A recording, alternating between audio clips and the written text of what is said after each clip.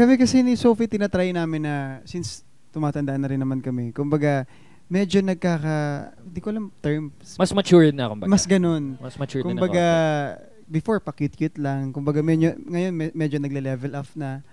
Tapos, yung sa kilig... May kiss na, ganun. Ay, hindi wala. Agay, oy! Wala. Hi, tita. Si Sean minsan parang Tito Boy, no? Gugulat ka na lang, okay eh. Ba? Okay ba yung tanungan, Mare? Oo. Straightforward, eh. Ay, sorry. Sorry. Nadolas.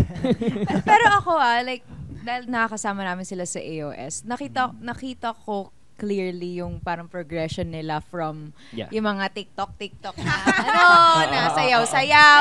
Tapos biglang nung nag-18 na si Sofia, tapos ngayon parang nag-level up talaga yung mga prods nila, the way they interact with each other on stage. Parang yun yung nakita ko na at least sila din, aware din sila na you have to grow. Yeah. Oo. Yeah. So, love that for you guys. Before, hindi nyo kami makikitang nakikipag-TikTok with others.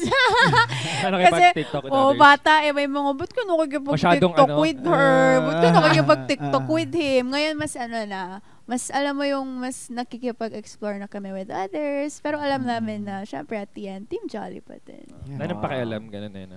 Sige, TikTok ka na dyan. Sumama ka na dyan. So, TikTok doon. After 5 years.